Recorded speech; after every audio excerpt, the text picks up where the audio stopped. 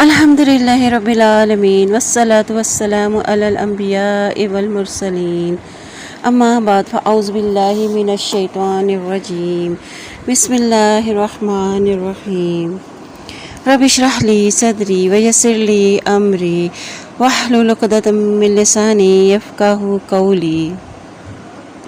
اہل ایمان کی خوبیاں۔ سیدنا حضرت ابو ہریرہ رضی اللہ تعالیٰ عنہ بیان کرتے ہیں کہ نبی پاک صلی اللہ علیہ وسلم نے ارشاد فرمایا کہ تم جنت میں اس وقت تک داخل نہیں ہو سکتے جب تک تم ایمان نہیں لاتے، اور تمہارا ایمان اس وقت تک کامل نہیں جب تک کہ تم آپس میں محبت نہیں کرتے۔ کیا میں تمہیں ایسی چیز نہ بتاؤں کہ جب تم وہ کرنے لگو تو ایک دوسرے سے محبت پیدا ہو جائے، اور وہ یہ کہ تم آپس میں سلام کو عام کرو۔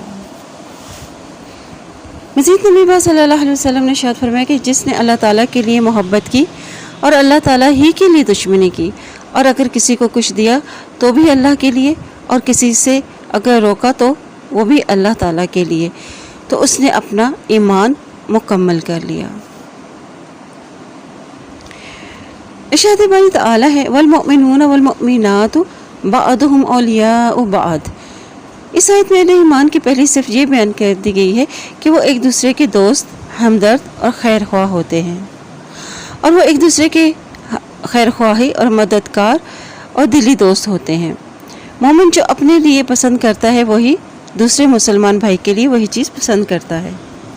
ایک مسلمان کی زبان اور ہاتھ سے دوسرے مسلمان محفوظ ہوتے ہیں، اور مومن اپنے دوسرے مسلمان بھائی سے دلی محبت رکھتے ہیں، ہمدردی کے جذبات کے ساتھ ساتھ ایک دوسرے کے لیے امن و سلامتی کے خواہش مند ہوتے ہیں۔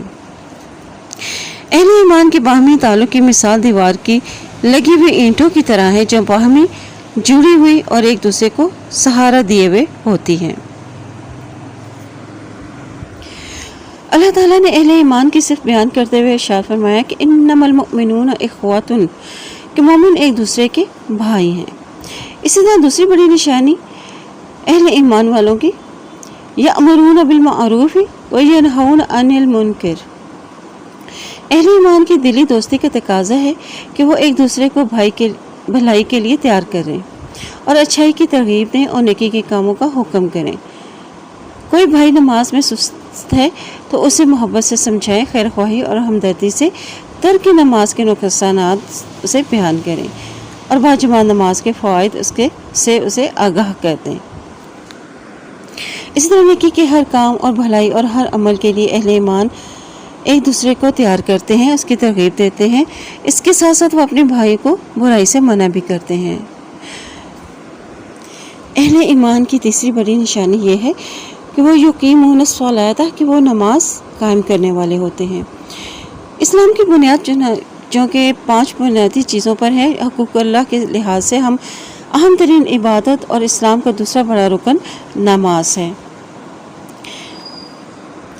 نبی پاک صلی اللہ علیہ وسلم نے ارشاد فرمایا اسلام کی بنیاد 5 چیزوں پر ہے۔ پہلی چیز اس بات کی گواہی کہ اللہ تعالیٰ کے سوا کوئی الہ نہیں، اور محمد صلی اللہ علیہ وآلہ وسلم اللہ کے رسول ہیں، اور دوسری بات نماز قائم کرنا، اور تیسرا عمل زکوٰۃ ادا کرنا، اور چوتھا کام حج کرنا، اور پانچواں فریضہ رمضان کے روزے رکھنا ہے۔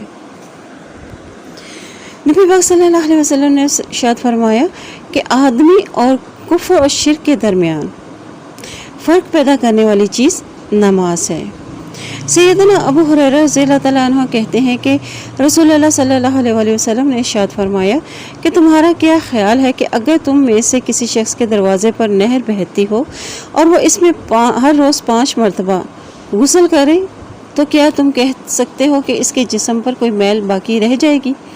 صحابہ کرام نے عرض کیا کہ نہیں، کسی قسم کا میل کچیل اس کے جسم پر باقی نہیں رہ سکتا۔ رسول اللہ صلی اللہ علیہ وسلم نے ارشاد فرمایا کہ یہی 5 نمازوں کی مثال ہے۔ اللہ تعالیٰ ان نمازوں کے ذریعے نمازی کے گناہ مٹا دیتا ہے۔ اہل ایمان والوں کی چوتھی بڑی صفت کہ اہل ایمان اپنے مال میں سے زکوٰۃ ادا کرتے ہیں، چونکہ زکوٰۃ کا تعلق حقوق العباد سے ہے، جس سے ایک مالدار اور آسودہ حال مومن اپنے غریب اور کمزور خستہ حال بھائی کی مالی مدد کر کے اسے معاشرے میں باوقار زندگی گزارنے کے قابل بناتا ہے۔ زکوٰۃ کے حقدار 8 قسم کے لوگ ہیں جن کو اللہ تعالیٰ نے خود مستحق قرار دیا ہے اور جس کی تفصیل سورۃ التوبہ کی آیت نمبر 60 میں بیان ہو چکی ہے۔ اہل ایمان والوں کی 5ویں نشانی کہ وہ اللہ اور اس کے رسول صلی اللہ علیہ وسلم کے اطاعت گزار ہوتے ہیں۔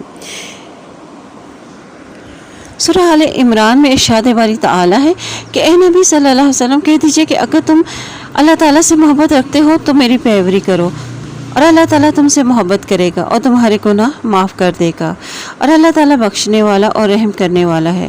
ان سے کہہ دیجئے کہ اللہ تعالیٰ اور اس کے رسول کی اطاعت کرو۔ پھر اگر وہ لوگ یہ دعوت قبول نہ کریں تو اللہ تعالیٰ ایسے کافروں کو پسند نہیں کرتا۔ ارشاد باری تعالیٰ وَآتِیُوا اللَّهَ وَالرَّسُولَ لَعَلَّکُمْ تُرْحَمُونَ، اللہ تعالیٰ اور اس کے رسول کی اطاعت کرو تاکہ تم پر رحم کیا جائے۔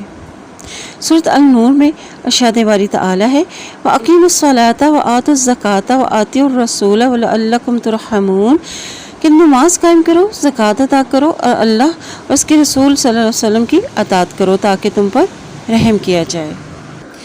سورۃ النساء میں ارشاد باری تعالیٰ ہے وَمَن یُطِعِ اللَّهَ وَرَسُولَهُ یُدْخِلْهُ جَنَّاتٍ تَجْرِی مِن تحتها الانہار خالدین فیہا وذالک الفوز العظیم، کہ جو شخص اللہ تعالیٰ اور اس کے رسول کی اطاعت کرے گا تو اللہ تعالیٰ اسے ایسی جنت میں داخل کرے گا کہ جس کے نیچے نہریں جاری ہوں گی اور وہ ہمیشہ ان باغوں میں رہے گا، اور یہ بہت بڑی کامیابی ہے۔ اور اسی طرح رسول اللہ صلی اللہ علیہ وسلم کا نافرمان جہنم کی آگ میں ہوگا۔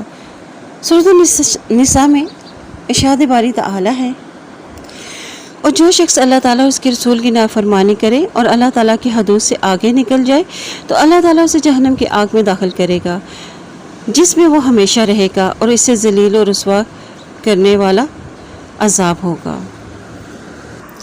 اللہ تعالیٰ سے دعا ہے اللہم آتی نفسی تقواہا وزکیہا انت خیر من زکاہا انت ولیہا و مولاہا، اے اللہ میرے نفس کو اس کا تقوی عطا کر اور اس کو پاک رکھ، تو ہی اس کو بہترین پاک کرنے والا ہے، تو ہی اس کا ولی اور مولا ہے۔ سبحانک اللہم و بحمدک اشہد ان لا الہ الا انت استغفرک و اتوب الیک۔